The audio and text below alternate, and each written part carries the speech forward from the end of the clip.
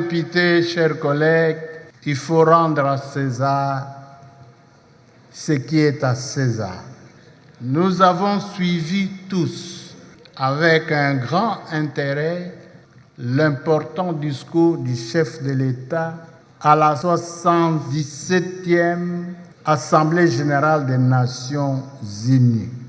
En votre nom à tous, au nom du bureau et au mien propre, j'avais adressé à partir de Londres, en date du 21 septembre dernier, un message de félicitations et de vibrant hommage pour son discours patriotique et panafricaniste à son Excellence M. Félix Tshisekedi Tshilombo, président de la République démocratique du Congo, chef de l'État.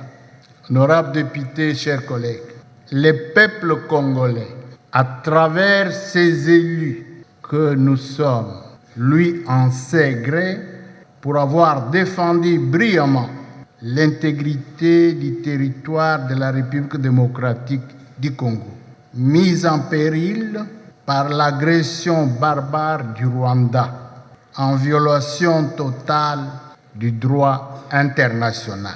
Un discours percutant, étayé des arguments probants et irréfutables, corroborés par différents rapports crédibles, notamment celui des experts des Nations Unies.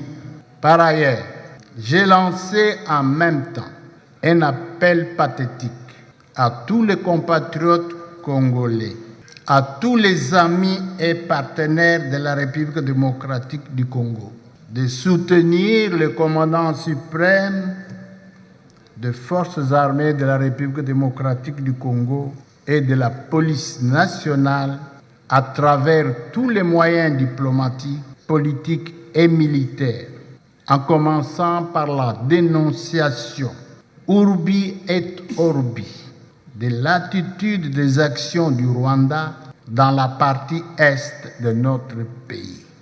À cette occasion, j'invite instamment toutes les autres institutions du pays à soutenir le noble combat mené par son Excellence M. Félix Tshisekedi Tshilombo, président de la République, chef de l'État, en vue du rétablissement de la paix et de l'intégrité territoriale de notre pays.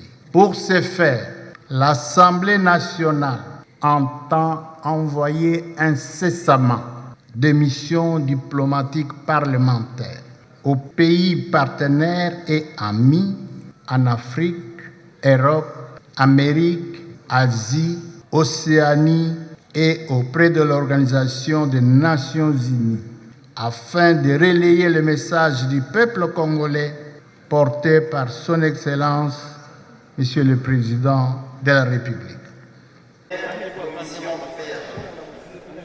J'ai voté entérinement des membres de la Commission nationale des droits de l'homme, provenance, bureau CNDH, commission PAG observation, entérinement des membres par l'Assemblée plénière, 03. Examen du rapport annuel d'activité de la Commission nationale des droits de l'homme, entre parenthèses, CNDH, provenance, idem, commission, PAG, 04. Examen des rapports périodiques et annuels du Conseil supérieur de l'audiovisuel et de la communication. Entre parenthèses, CESAC, provenance, Conseil supérieur de l'audiovisuel et de la communication, commission IDEM, 05. Examen du rapport synthèse des rapports des vacances parlementaires récents. Provenance, Bureau de l'Assemblée nationale, commission spéciale, observation à programmer pour examen en plénière. 06. Contrôle parlementaire, provenance idem, commission assemblée plénière. Contrôle budgétaire, provenance Bureau de l'Assemblée nationale, commission ECOFIN. 08. Suivi et évaluation de l'exécution des lois, des recommandations, des résolutions et des politiques publiques. Provenance, idem. Commission, suivi et évaluation. 09. Programmation des rapports des missions parlementaires. Provenance, idem. Commission, assemblée plénière. 10. Élection des membres de l'Assemblée de la Communauté de l'Afrique de l'Est.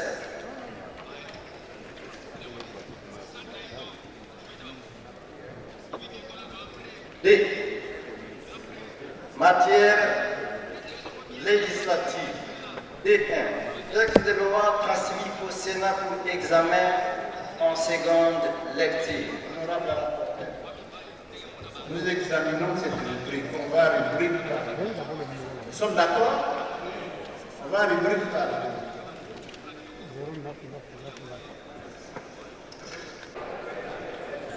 Allant de 41 à 43. Honorable Président, 41, 42, 43 parlent tous de l'ordre portant création et organisation de l'ordre national des ingénieurs. Ici, on parle des ingénieurs géomètres, topographes, des ingénieurs tout court, des ingénieurs en bâtiment. Moi, je crois qu'honorable Président, le domaine d'ingénieur, c'est un domaine diversifié, vaste et très fascinant. Et si on se mettait que pour chaque domaine, c'est-à-dire chaque génie, on crée un ordre, on risque d'avoir, honorable Président, plus de 50 ordres dans les domaines ingénieurs. Alors que sous d'autres cieux, par exemple au Canada, nous n'avons qu'un seul ordre d'ingénieurs et cet ordre-là régit presque tous les domaines diversifiés d'ingénieurs. Au Congo, vouloir prendre chaque proposition ou chaque loi concernant chaque domaine d'ingénieur, nous risquons d'avoir un foisonnement des ordres. C'est pourquoi, honorable Président, je proposerai que tous les initiateurs de ces propositions de loi se mettent ensemble pour nous créer ou bien pour nous produire une seule loi régissant l'ordre des ingénieurs dans sa globalité. Notre bureau, indépendamment de leur présentation. Honorable député, chers collègues, nous en avons ainsi terminé avec l'ordre du jour. Mais il y a des collègues qui voulaient prendre la parole par motion.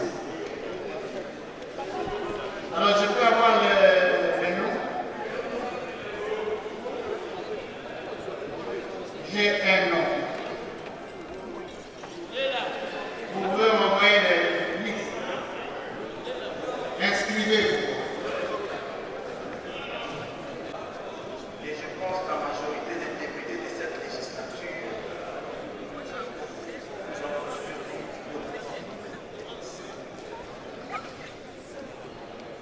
j'ai cette chance d'avoir dans cette salle des députés d'institutions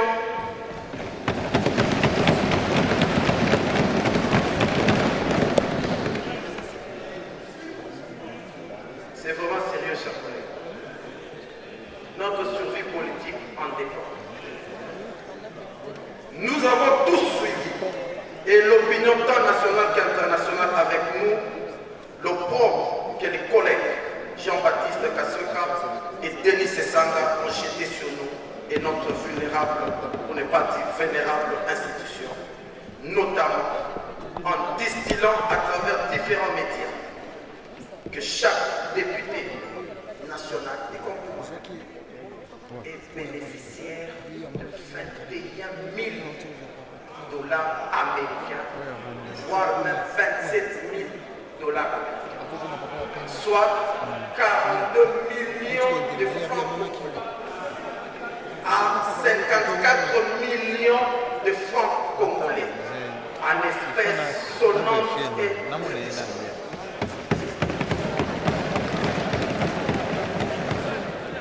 Honorable Président, honorable membre du bureau, honorable député et chers collègues,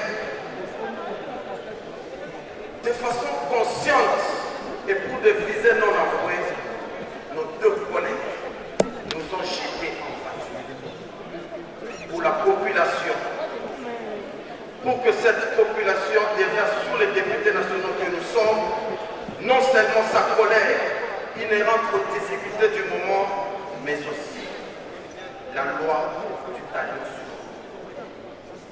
Les réactions, tous azimuts, reçues, ne traduisent qu'une chasse à l'homme dont la cible est le député national de l'institution Assemblée nationale. D'aucuns ne pouvaient mettre en doute ces allégations mensongères, car ils sont tous soupçonnés d'être aussi bénéficiaires. Le mal est tellement profond que si les deux collègues devaient faire une contre-campagne contre leur père, ils ne s'y seraient pris autrement. Honorable Président de l'Assemblée nationale, honorable membre du bureau, honorable député et estimé collègues. Devant de telles allégations mensongères, j'ai pris le temps d'interroger notre règlement intérieur. Et celui-ci me précise à son article 121, alinéa 2. Je lis. Tout député a l'obligation de sauvegarder à tout moment l'honneur et la dignité de ses fonctions ainsi que l'image de marque.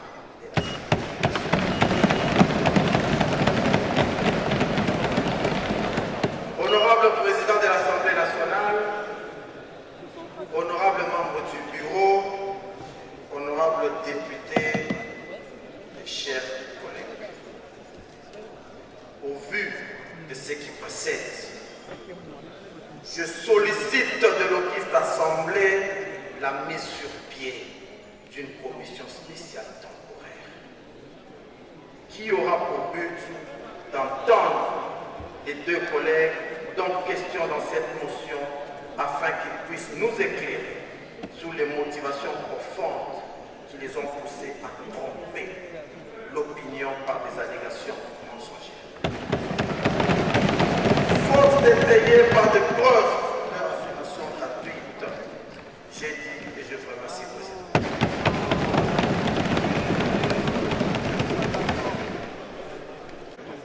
En faveur de la motion qui vient d'être présentée par mon collègue, et c'est pour plusieurs raisons. Vous vous rappelez que la motion est venue d'un certain monsieur, un opposant, du nom de Fatoumata Mabé. Non, Malam Mabouché, de M. Faïd. Et nous nous sommes commandés au niveau de ce bureau pour réfuter cela. Nous sommes passés sur plusieurs médias, mais le séisme était tellement fort. Le séisme a frappé au niveau familial.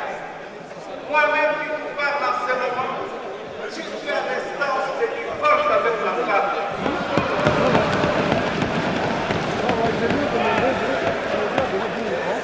Ma femme m'a traité de menteur.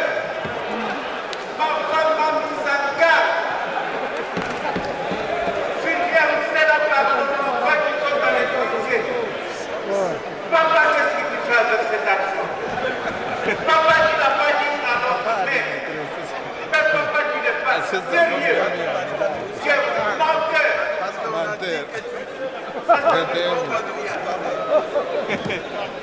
Je croyais qu'au niveau familial, je pouvais pas résoudre les problèmes. C'est deux jours après, mal compris, monsieur le président et chers collègues, de sortir avec ma voiture du bâtissage. Quand je rentre devant ma porte, je trouve une foule de jeunes gens chantant Papa député, Tozoliate, 21 000 $. Papa député, Tozoliate, 21 000 $. Et c'est très grave. Et c'est en ce moment-là que je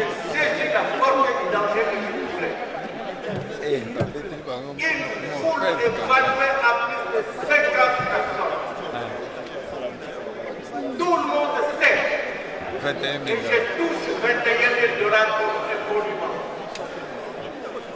Monsieur le Président, chers collègues, le salaire du député est appelé un monument. Et c'est sur ce salaire, sur ce monument, qu'on taxe les prix. Pour moi, pour faire moi, ça fait du bien. Et à mon niveau actuel, Dieu sait ce combien nous recevions comme prix. Il y a d'autres prix que nous ne connaissions même pas. Donc on ne confonde pas tout cela. Je voudrais expliquer aux collègues qu'il y a eu vraisemblablement un malentendu. Parce qu'avant d'aller en vacances parlementaires,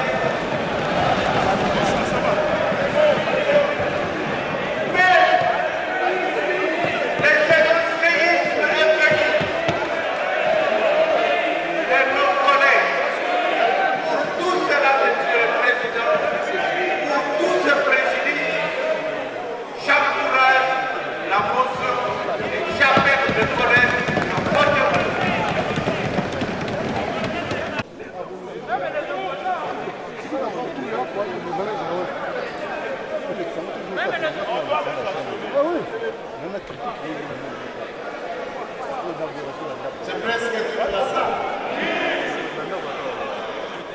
Asseyez-vous. Ils sont pour. C'est votre tour de décide comme ça.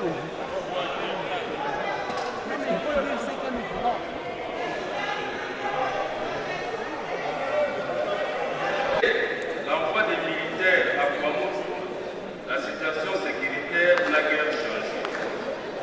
Les atrocités continuent, les massacres continuent. Les modes opératoires de ces assaillants est simple. Quand ils arrivent dans un village, ils s'en prennent d'abord au chef coutumier et sa famille en les égorgeant. Et puis, ils tirent avec des armes de chasse, des armes de guerre, des machettes, des flèches. Et puis, ils incendient les maisons. Ils pillent et rentrent en forêt après leur sale maison. Cette façon d'opérer ne ressemble pas aux habitudes de ces faits. Il est fortement admis qu'il doit y avoir inhumainement.